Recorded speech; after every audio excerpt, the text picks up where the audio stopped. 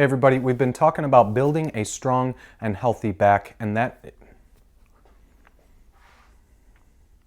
Hey everyone, we've been talking about building a strong and healthy back, and that means exploring a lot of different exercise variations of this movement here, which is a horizontal pull, also known as a row. Those are the exercises that engage the biggest and strongest muscles of the back, known as the traps and the lats. Okay, the one we're going to talk about setup and execution of today is a row with a suspension trainer. Now, suspension trainers utilize our body's own weight to build muscular strength. Now, think of this as a very versatile piece of equipment to do upper body, lower body, core, and even some conditioning exercises. I highly recommend everybody try to acquire one of these suspension trainers because they're so easily scalable to use as a beginner, someone who's more intermediate, or someone who's more advanced. And to be honest with you, there's a lot of different options to do these exercises at home and even when you travel.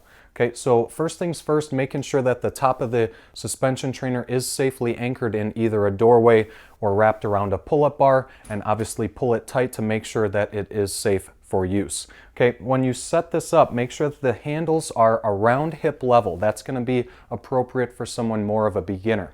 Now, once we walk back, each handle is in each hand, and I'm going to take at least a full foot or shoe length step in so that when I lay back, my body is in a full push-up position, which also looks like a tall plank. Now make sure that your body's in a straight line from the ankle to the ear. We don't want to start with the body or hips back, and we don't want to start the row by thrusting the hips forward. So the first thing you can do is squeeze the muscles of the core and then make a fist with the glutes, the muscles of the buttock and the back.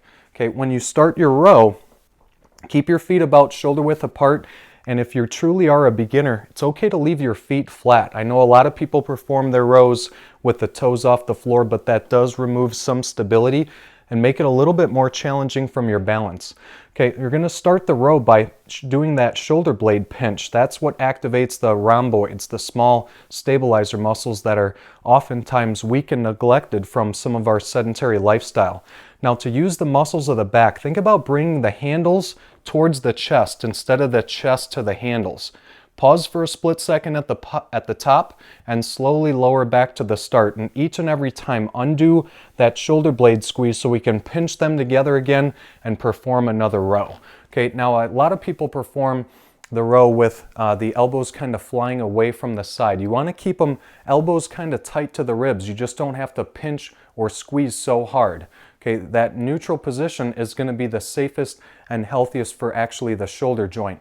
Last but not least is how much to pull back. A lot of people stop too short and then we're not actually engaging the muscles of the back. So you want to get the elbow just slightly past the rib cage. If you think more is better, the further back you go, again, it's very unhealthy and safe for the shoulder. Okay, so now let's perform a couple of reps and I'll show you how to make this a little bit more challenging. So once I lay back, I'm going to pinch the shoulder blades together, bring the handles to the chest, pause for a split second, slowly lower and undo the pinch. Once again, pinch the shoulders together, bring the handles to the chest, pause for a split second, and slowly lower and undo the pinch.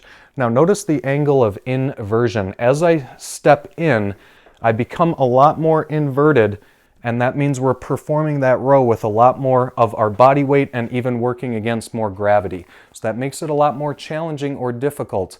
As I tiptoe back, notice that angle changes a lot more, and now I can barely feel some of my body weight getting closer to the handles. The other thing you can do is we can lengthen the handles to make it a little bit more challenging, and you can shorten the handles to make them a little bit more easier. Okay, so give that exercise a shot and let me know how it goes.